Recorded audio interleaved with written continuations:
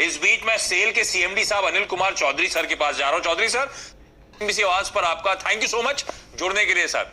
अच्छा, कई सारी चीजें हैं सर। पहले तो जो स्टिमुलस पैकेज जब वित्त मंत्री साहबा ने अनाउंस करा था तो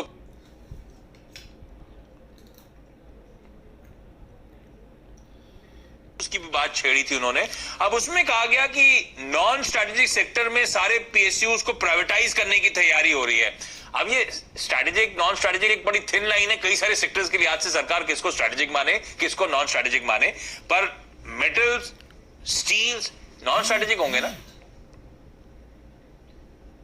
देखिए, अभी स्टेज पे ये कहना मुश्किल है कि कौन कौन सी कंपनीज इसके दायरे में आएंगी। हाँ। और स्टील कोर और स्ट्रेटेजिक सेक्टर में ही लेके चलते हैं। हाँ। अब अभी गवर्नमेंट की गाइडलाइंस आएंगी तो उसके बाद हमें क्लैरिटी मिलेगी कि स्टील सेक्टर की जो पीएसयूज हैं उसको किस तरह से रीऑर्गेनाइज किया जाएगा। अच्छा, चलिए जो भी हो, क्योंकि काफी सारी मेटल स्टील कंपनीज लिस्टेड और नॉन लिस्टेड के स्पेस में सरकारी हैं, क्या मैं एज्यूम करूं एक लार्ज कंसोलिडेशन, डाइवेस्टमेंट अब यहां से उस पर फोकस होगा और बहुत ज्यादा एक्सरसाइज इस फ्रंट पे देखने को मिलेगी?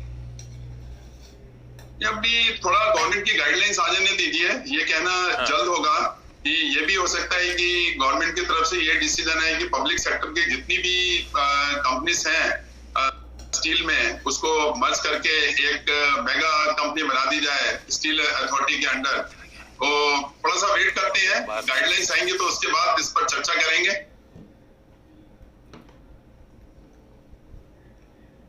आप लोग को भी ऑडियो में सुनने में दिक्कत हुई थी, सिर्फ मेरे एंड पे दिक्कत आई? ये आपकी आवाज नहीं आ रही, थोड़ा आपको या तो माइक के पास जाना ना आपसे, क्योंकि मेरे को लगा मेरे आप बिल्कुल आवाज आ रही। मैं टेंशन हो गया था एकदम से, शायद आपका लिंक ड्रॉप हो गया। अच्छा, ये बताएं कि जब डिसइन्वेस्टमेंट की, डाइवेस्टमेंट की बात कर रहा हूं तो सेल तो ऑलरेडी डाइवेस्टमेंट रडार पे था सरकार के, पर कई सारे ऑफर फॉर सेल जो सरकारी कंपनीज के आने थे उनको डेफर करा गया था, जिसमें सेल का भी एक नाम था। क्या अपडेट है उसको लेकर सर? देखिए, अभी सेल का जो 25% शेयर है ऑलरेडी डिसइन्वेस्टेड है। True. और उसके अलावा समय आने पर जब उचित समय आएगा, मैं समझता हूं कि 10% और भी लिया जा सकता है। लास्ट ईयर एक छोटा सा अटेम्प्ट किया गया था, लेकिन जैसा कि आप जानते हैं जो वैश्विक मंदी के चलते हुए उसको थोड़ा ड्रॉप कर दिया गया।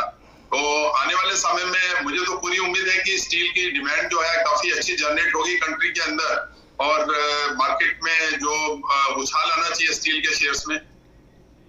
चलो वो तो खैर बिल्कुल ठीक है, मैं डिमांड पार्ट में आऊंगा। लेकिन इस लॉकडाउन की शुरुआत में आप लोगों ने मेंशन करा था कि काफी एक्सटेंड तक ऑपरेशंस को हॉल्ट करा जा रहा है। उसके बाद ऑपरेशंस के रीस्टार्ट होने के अपडेट्स नहीं आए सर सेल की तरफ से। क्या इस समय सिनेरियो है कि सब तक ऑपरेशन बहाल हो गए? किस कैपेसिटी यूटिलाइजेशन पे आप लोग काम कर रहे हो? हाँ जी, हमारा प्रोडक्शन जो लगभग है, जैसे हमने पहले बताया था कि 50% पे चल रहे हैं, अभी भी हम 50% पर चल रहे हैं। क्योंकि ऐसा है कि पहला अभी ये सप्ताह है लॉकडाउन खुलने के बाद, मैं कहूँगा जो लॉकडाउन तो चल रहा है, जो रिलैक्सेशन सही है उसका पहला सप्ताह है, और मुझे लग रहा है कि डिमांड जनरेट होनी शुरू हो गई है। ऑलरेडी हमारे पास काफी अच्छे ऑर्डर्स आए हैं एक्सपोर्ट्स के अलावा डोमेस्टिक मार्केट से, और आने वाले समय में मुझे लगता है कि इसमें और इम्प्रूवमेंट आएगा। और जो गवर्नमेंट ने जो स्टिमुलस पैकेज दिया है 20 लाख करोड़ का, उसमें काफी कुछ है हमारा डिमांड जनरेट करने के लिए। तो जैसे जैसे डिमांड जनरेट होगी वैसे वैसे हम अपना जो कैपेसिटी यूटिलाइजेशन है वो इम्प्रूव करेंगे। अभी जो मैंने बताया था हम 50% लेवल पर चल रहे हैं, और डिमांड के जनरेट होने के बाद हम ये कॉल लेंगे कि क्विकली हम किस तरह से इसको बढ़ा के पहले 75% करते हैं और उसके बाद हम इसको 100% कैपेसिटी यूटिलाइजेशन पे ले जाते हैं। तो इस समय डिमांड सिनेरियो कैसा पैन आउट हो रहा है, आप लोग को कैसा दिख रहा है? क्योंकि एक हम लॉकडाउन से अब उभरने की पिक्चर आ रही है, किस तरह का इन्वेंट्री बिल्डअप है सिस्टम में, और कब तक यूटिलाइजेशन लेवल्स ऑगर होंगे, कब तक यूटिलाइजेशन लेवल्स बढ़ते हुए नजर आएंगे? आप कैसे पिक्चर कर रहे हो आगे की ग्रोथ ट्रेजेक्टरी को? जी, जैसे मैंने बताया था लास्ट टाइम कि एक्सपोर्ट्स में तो हमारे पास अच्छे ऑर्डर हैं, और हमारी एक्सपोर्ट बुक्स जो हैं लगभग जुलाई तक फुल है। जितना हम एक्सपोर्ट कर सकते हैं जुलाई तक वो हमने ऑलरेडी ऑर्डर बुक कर लिया है। डोमेस्टिक मार्केट में भी डिमांड जनरेट होनी शुरू हो गई है। जो एक ये था कि इंडस्ट्री कब खुलेगी, इंडस्ट्री ऑलरेडी खुलनी शुरू हो गई है। इंफ्रास्ट्रक्चर और ये कंस्ट्रक्शन के अलावा जो ट्यूब सेगमेंट है, कोल्ड रिड्यूसर सेगमेंट है, या फिर जो वायर ड्रॉइंग इंडस्ट्री है, उसमें भी ऑलरेडी काम शुरू हो गया है, और वहां से भी डिमांड जनरेट होनी शुरू हो गई है। अब ये कितना फास्ट जो है इसको हम आगे बढ़ा पाते हैं वो देखने वाली बात है। बट मुझे ये होप है कि नेक्स्ट मंथ में एटलीस्ट जो हमारी लास्ट ईयर जून की डिमांड थी उसका 80% जरूर आ जाना चाहिए डोमेस्टिक मार्केट में। अच्छा, दो इश्यूज हैं। एक तो उसमें सबसे प्रिडोमिनेंट है कि सेल के जो डेट लेवल बढ़ रहे हैं। एक रिपोर्ट सजेस्ट कर रही थी इस तरह की एक्यूट कैश मैनेजमेंट की प्रॉब्लम है कि अगर आप इस समय अपने डेट रीपे करते हैं जो FY21 में ड्यू थे, तो आपके पास एक सीवियर इनसफिशिएंट कैश होगा अपने ब्याज पे भी पैसा खर्च करने का या ब्याज की भी भुगतान करने का। क्या हालचाल है सर इस समय बैलेंस शीट के, और क्यों इस तरह की एक्यूट प्रॉब्लम के सामने हम खड़े हुए हैं?